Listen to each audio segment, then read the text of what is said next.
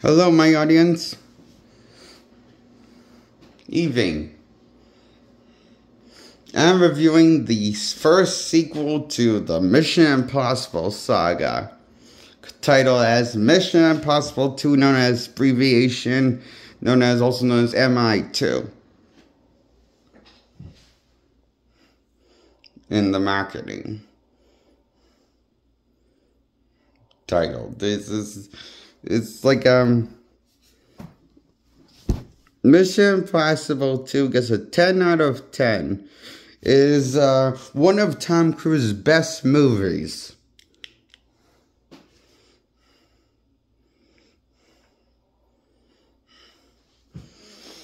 Because it's good, for the same reason Rogue Nation and Ghost Protocol is good. Because the action looks cool and takes the action to a new level of extreme violence. With Tom Cruise doing his stunts. All his stunts. And, kudos for the first time we get to see Tom Cruise doing actual stunt work that's actually kind of cool. In the franchise groundbreaking. That's really taken the action to the extreme groundbreaking level. For the first time in the Mission Impossible saga, we get to see groundbreaking action that Tom Cruise shoots in the movie Mission Impossible 2. We never got to see one impressive stunt. The most impressive stunt we got was that a little slow pace when they were trying to download the computer file and steal the data from this high-tech bank. But that wasn't really action, it's more just building tension in the movie. And nothing really happened with action in the first Mission Impossible movie. The most action we got was Tom Cruise running from an exploding water tank. And running really fast after he created an explosion to run away from getting caught by his superiors. Because they think he's a mole, blah, blah, blah. Bullshit. Then the stakes are raised, and the plot of the movie begins. That's what the dilemma, and can Ethan Hunt clear his name? And that was the story of the Mission Impossible MI1, Mission Impossible, its title as. And the same, titled as the show. It's loosely it's a remake. You know how the Resident Evil movies were loosely based off the Resident Evil games? As in, they never ever used the real characters from the actual games as the main focus of the movies, but somehow butcher them. But always somehow by making them sidetrack, or butcher them by making them evil or something, by binging them or something, butchering them somehow, the characters from the actual games, in favor of Alice. Well, Tom Cruise is that Alice. For the real main character in the Mission Impossible saga of the show was the leader, Jim Phillips. But he becomes a bad guy in the third act when he gets resurrected. This kind of tainted my taste in loving the movie. A bit. So, why I give Mission Impossible is definitely the weakest in the bunch of the saga, I think. The first one. I give the first one a 8 out of 10. Because it's a confused vision, it feels like. Half of it feels like part of it feels like it wants to be faithful to the source material of the show while excuse me. Part of it wants to be faithful to the source material of the show, feels like, by wanting to do the tone feels faithful to the source material. In terms of the pacing wise,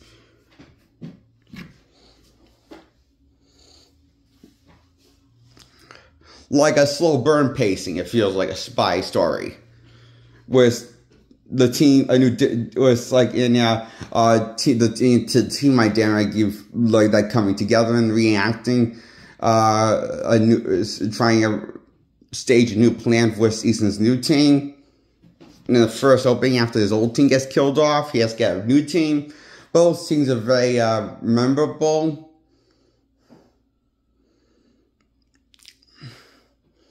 I wish the teams that got killed off got more screen time before killing them off too soon.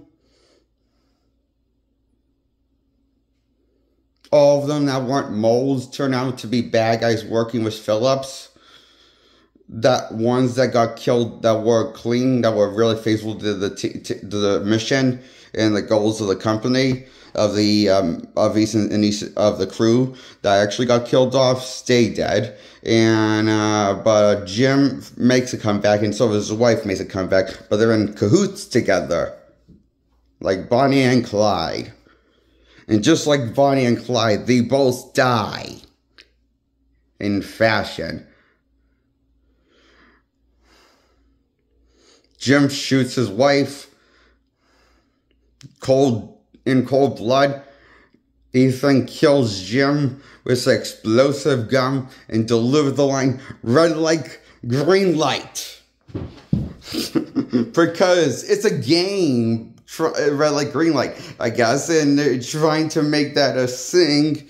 It is like what the thing was said to Ethan Hunt, how he makes it into an explosion, the gun, with the red light, green light together, you know,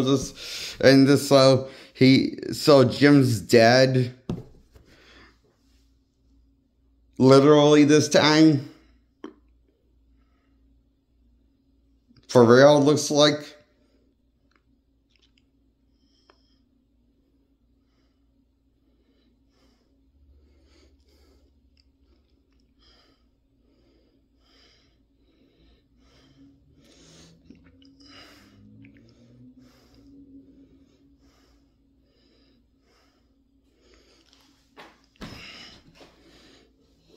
So, now I'm going to talk about Mission Impossible 3.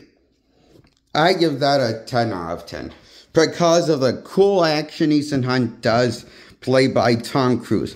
Seriously, when this guy's in an action scene, jumping, trying to do a bungee leap off of a building, it's kind of cool. Like, it was trying bungee jump to one building to the next, and this guy it's kind of cool. He plans on jumping on one building to the next. Turns out who's actually filmed this, that how it goes wrong and how it's shot and everything.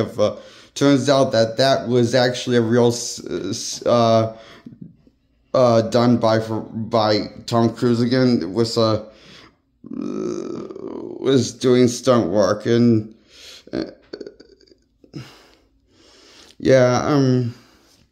what we learned about this franchise, about Mission Impossible, is that Tom Cruise probably has a death wish more than any other human being on the planet known to mankind.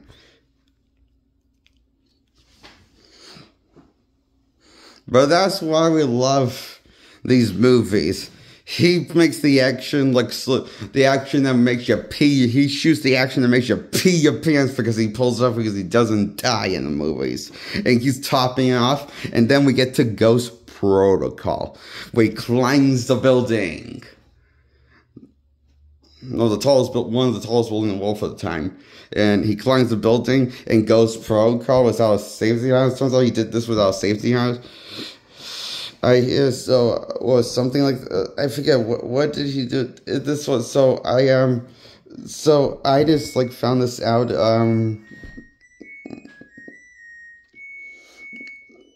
I just found that he the fact they shot him climbing a building. How did he do that? That was cool. How did he get the shot so right? Whoever directed this movie is good.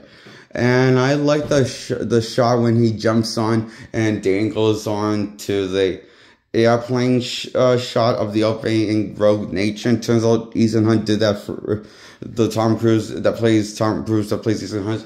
Did that for real, shot that scene like all dinging onto an airplane. That's scary. Why would you want to shoot yourself dangling onto an airplane while going at a high speed, taking some cerebral G-force? It's like, that's insane. How does he not have a concussion of any kind? Brain damage. Does he have any brain damage, Tom Cruise, the actor, I wonder?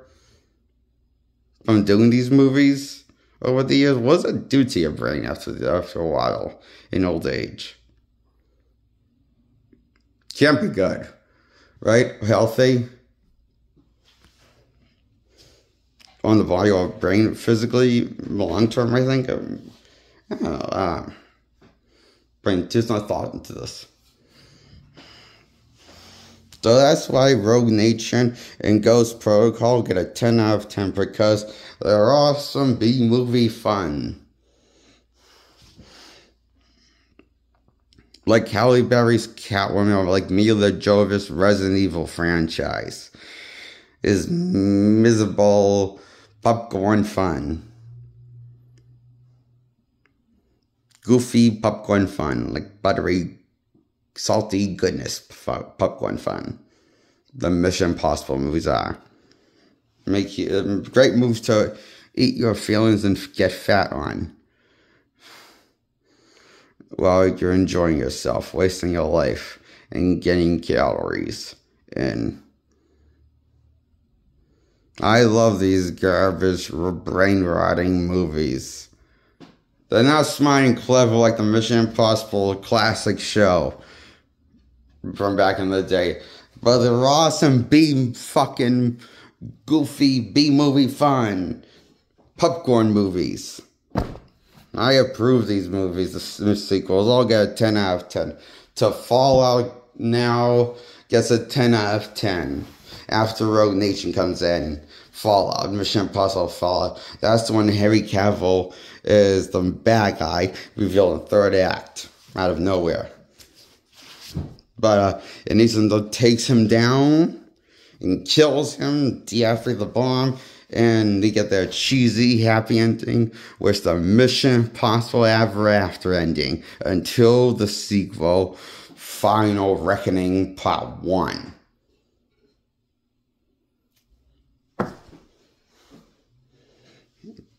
Dead Reckoning Part 1 is called. The new one's called Final Reckoning.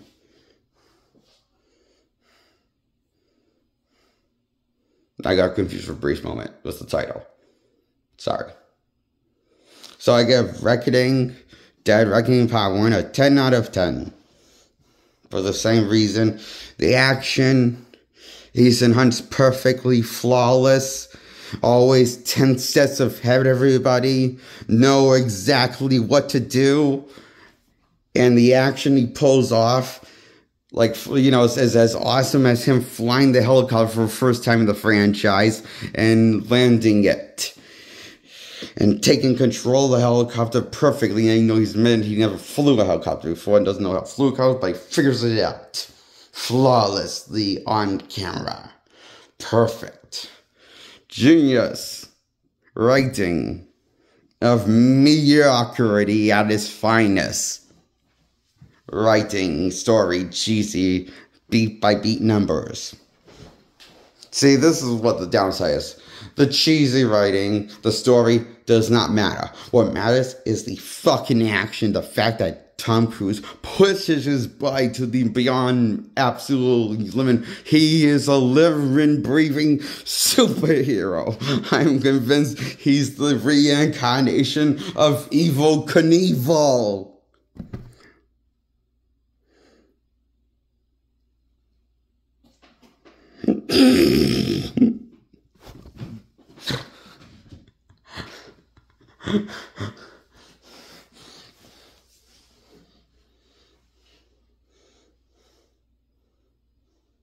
I mean, as a compliment. All of it. I give the last two movies, Fallout and Reckoning, 10 out of 10.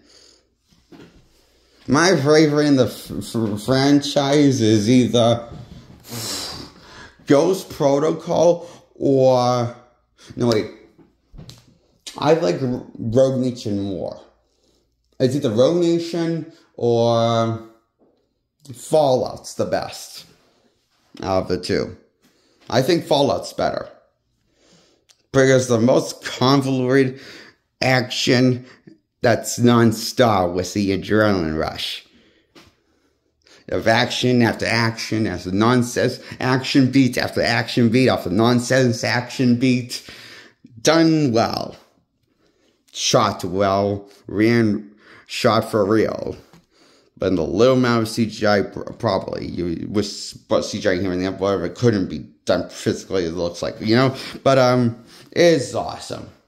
Visually a masterpiece. These movies are. And isn't that what movies are about? Show, don't tell. It's a visual meaning storytelling movies are. Doesn't matter if it's faithful or not. That's why the Resident Evil movies with Mia Jovovich are just as good as the Tom Cruise Mission Impossible movie. You know it's true. Come on. You know you love these movies like I do.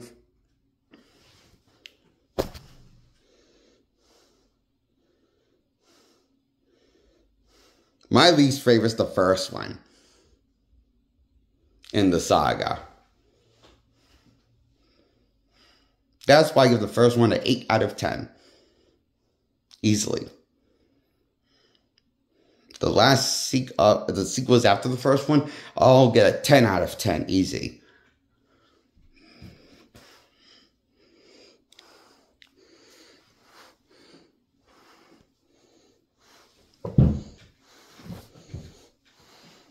True, this movie is just to show how cool Mission Impossible is not related to the franchise at all anymore with the name.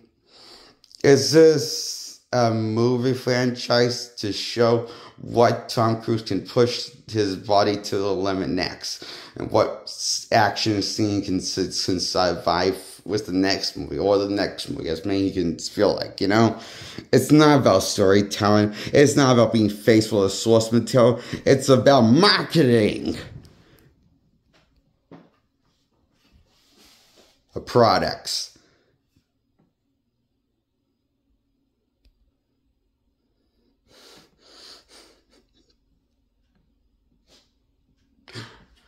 Fuck nostalgia. Nostalgia's for pussies people who wanted something that's more in line with the show. Like me, idiot, like me.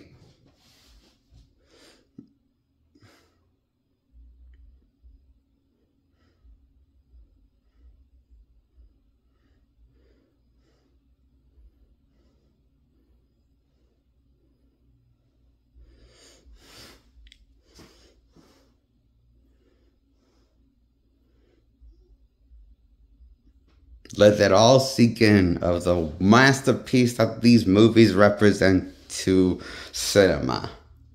And I'll comment these out with The Last Jedi and The Rise of Skywalker and The Force Awakens. Disney Star Wars. I see very inspiration why Disney took their inspiration for the directions with Mission Impossible. It was the first Mission Impossible movie. Turn the main lead into a loser and a dick. That was the main franchise, the main lead of the franchise. You know what they do with Luke Skywalker in The Last Jedi? I see the same benefits as turning Jim Phillips and bring him back as the bad guy for Ethan Hunt's foil, only to kill him off again for real this time. It's like stupid. It just raises the M. Night Shyamalan ding-dong questions that I have with my OCD in my head. More than I can count, so I won't list them all. But all I have to say is, why fuck me did they do this to Jim Phillips' character? Why bring him in the movie anyway?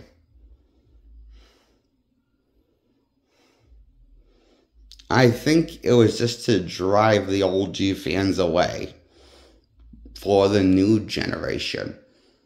Just like Star Wars, there was the last movie and the sequel called Star Wars: The Rise of Skywalker.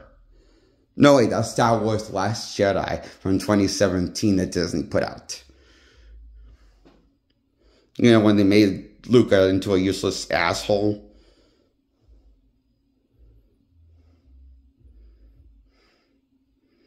Then he dies of a heart attack by too much force overdose or something, whatever. Stupid.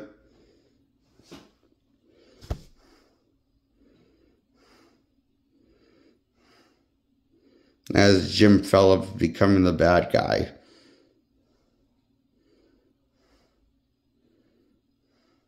I think we can all agree with that statement I made of my fact of opinion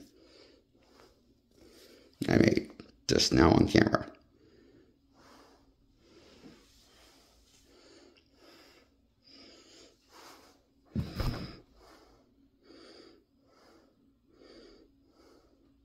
That's my review on Mission Impossible. All of them.